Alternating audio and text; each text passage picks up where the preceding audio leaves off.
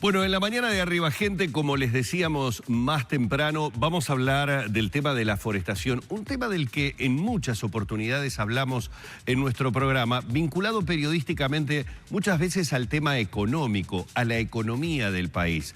Y esto, por supuesto, con mucha mayor asiduidad y con más importancia desde la llegada de las diferentes plantas de celulosa a nuestro país.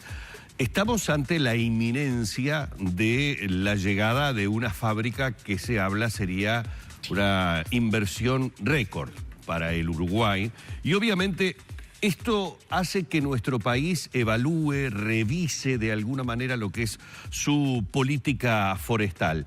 Por eso ha pedido apoyo, lo ha hecho a la Organización de Naciones Unidas para la Alimentación y la Agricultura y es bueno charlar un poco sobre lo que se puede llegar a venir, lo que Uruguay está revisando, lo que se ha realizado hasta el momento, lo que se debería cambiar y para ello tenemos con nosotros a Pedro Sust, que es director de la Dirección Forestal del Ministerio de Ganadería, Agricultura y Pesca, y a Vicente Plata, que es oficial a cargo de la representación de FAO en Uruguay. A ambos muchas gracias por estar esta mañana y aceptar la invitación de Arriba Gente. No, muchas gracias a ustedes por la oportunidad que nos brindan, tanto a la Dirección Forestal del Ministerio de Ganadería como a FAO, en este caso acompañado de quienes nos han acompañado siempre durante todo el trayecto. Yo decía recién en el encabezado que un poco a nivel de las noticias, cuando hablamos de la política forestal en nuestro país, siempre la vinculamos a una cuestión de tipo económica. Obviamente, porque los números macro desde las llegadas de las plantas de celulosa han hecho que la industria como tal y la política forestal en nuestro país sea de los hechos más relevantes por la ubicación que tienen dentro del movimiento que en los números macro están marcando. Esto frente a la llegada de esta nueva planta, ¿puede aumentar, puede ser aún mayor de lo que normalmente hablamos? Bueno, sí debemos de reconocer de que tiene un impacto económico, pero nosotros desde la Dirección Forestal, con la compañía de FAO, siempre hemos promovido lo que es el desarrollo o el manejo forestal sostenible. ¿Qué implica esto? Que tienen que haber un resultado económico. Sí, por supuesto, todo esto se basa en movimientos, en inversiones que llegan al país. Pero es fundamental para nosotros, y no queremos sopesar si es una cosa más u otra, pero no queremos dejar de lado lo que es el aspecto medioambiental y el aspecto social.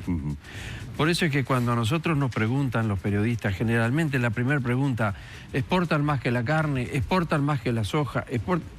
Yo los paro y le digo, no, nos comportamos de tal manera en el medio ambiental y nos comportamos de tal manera en el medio social.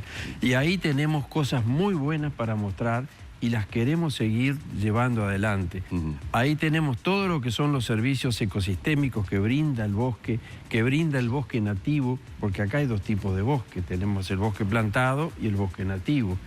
Y yo creo que eso es lo que nosotros debemos de inculcar en la gente y estamos haciendo todos los esfuerzos posibles. Por eso es que ahora hemos recurrido a FAO para que nos ayude nuevamente, que siempre nos ha estado ayudando, para que nos pueda ayudar a hacer una evaluación de estos últimos 30 años de la forestación. Y digo los últimos porque la forestación no empezó con la ley forestal.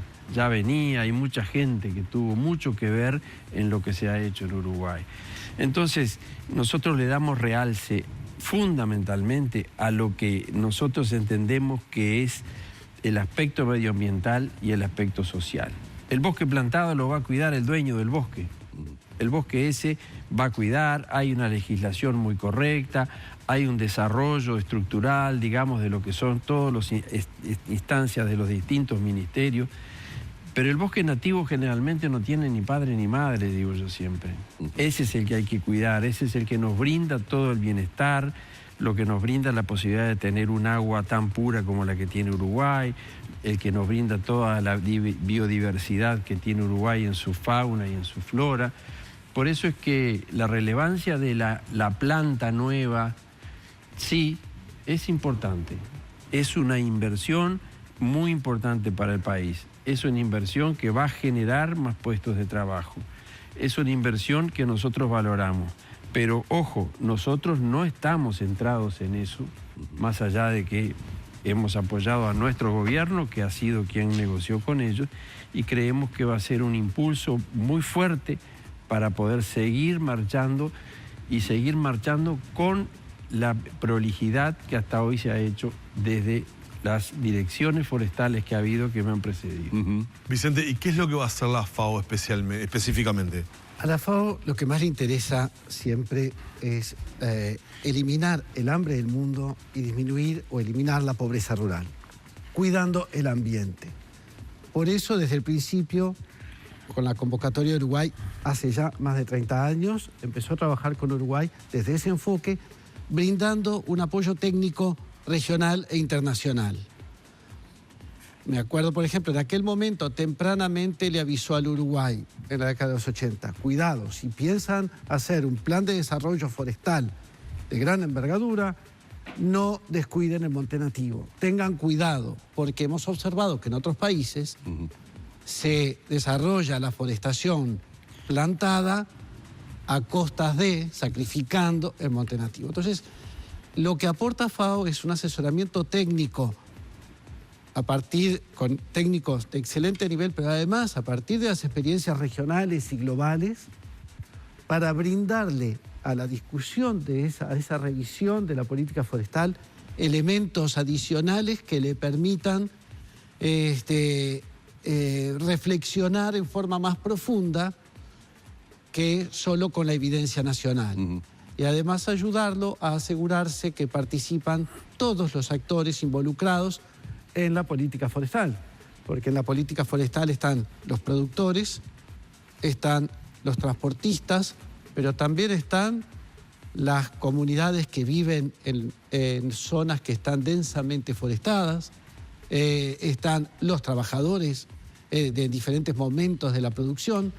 Entonces, es importante tener en cuenta a todos esos actores que participan del sector forestal para escuchar todas las voces y poder reflexionar y también tener en cuenta cuáles son los desafíos para adelante.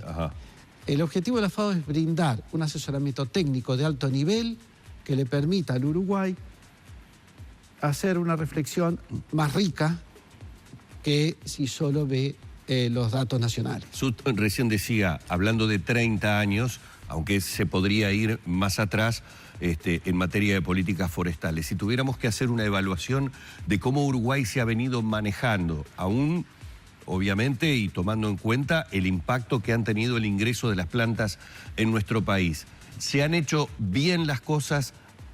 ¿Ya es tiempo de hacer una revisión con algunos ajustes porque ha pasado un tiempo prudencial como para realizarlo?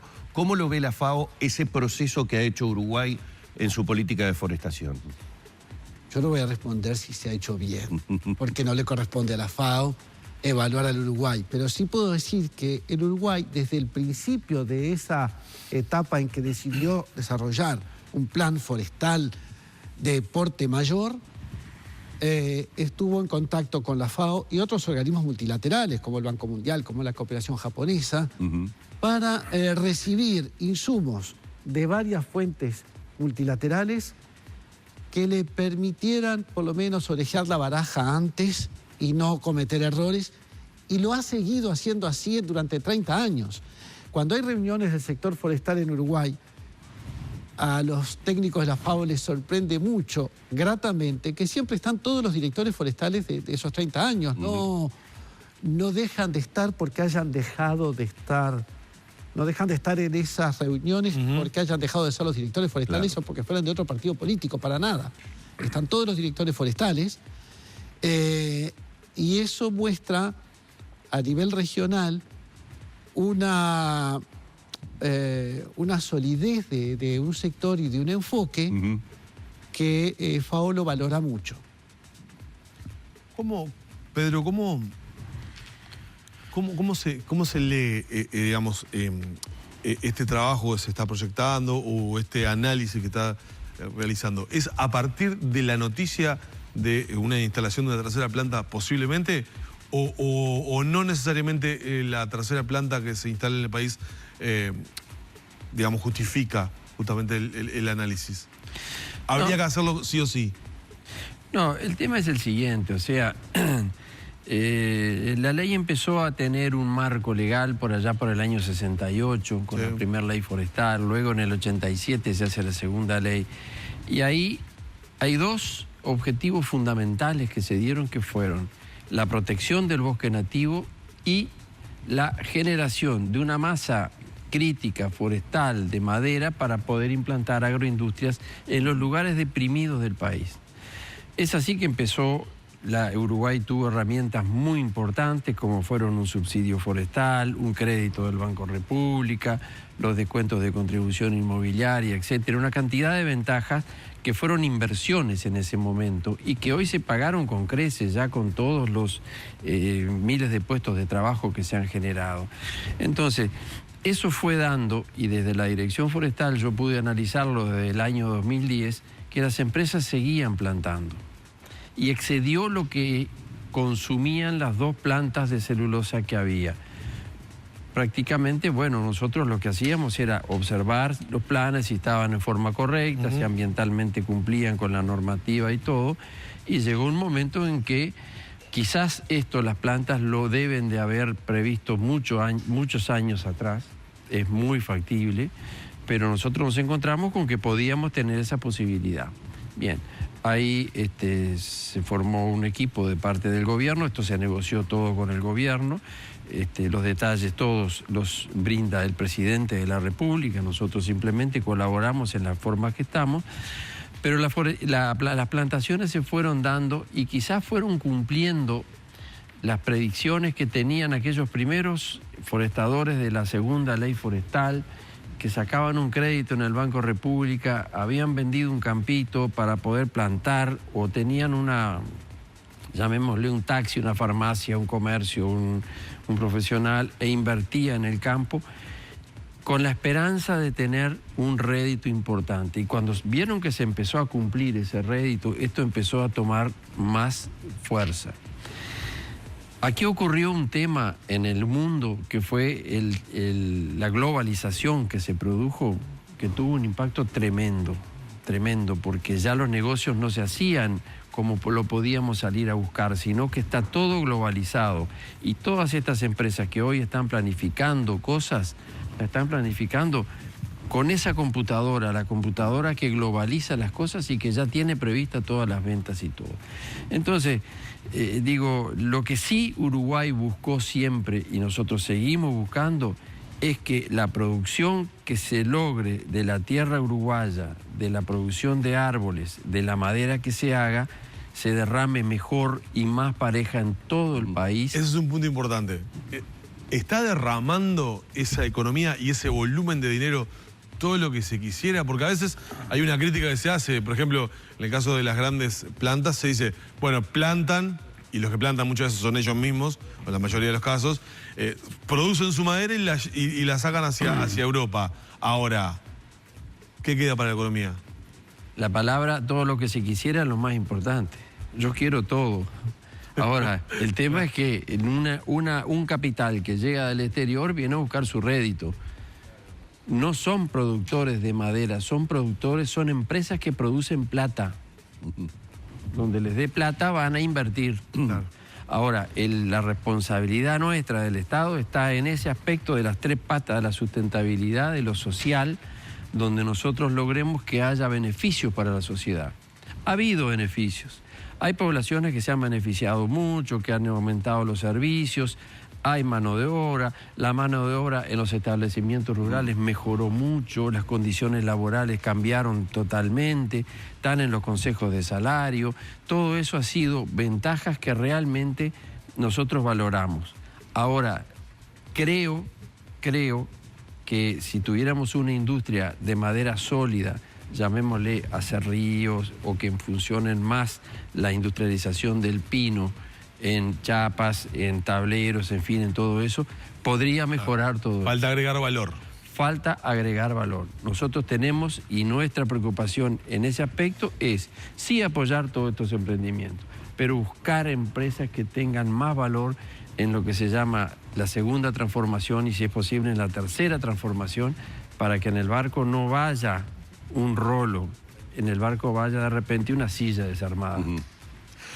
Tenemos que despedirlos, pero la última pregunta para Vicente Plata. ¿Tienen previsto un tiempo? Es decir, ¿se han planteado un plazo para este trabajo de revisión como para llegar a una conclusión? Si hay que realizar ajustes, si hay que realizar modificaciones. No lo hemos puesto todavía en blanco y negro, pero trataremos de hacerlo en el correr de este año. Bien, bien.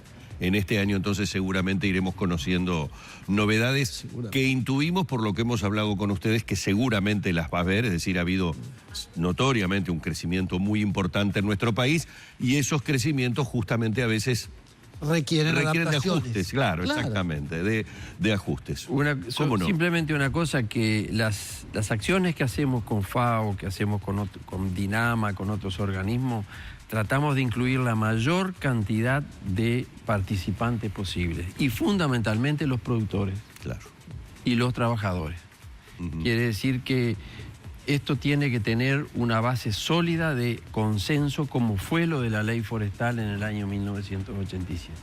Muy bien, así hemos estado dialogando con Pedro Sut, director de la Dirección Forestal del Ministerio de Ganadería, Agricultura y Pesca, y también con Vicente Plata, que es oficial a cargo de la representación de FAO en nuestro país, agradeciéndoles mucho estos minutos que han tenido y la gentileza de estar con nosotros en Arriba Gente. Muy amable. Cerramos por aquí la entrevista.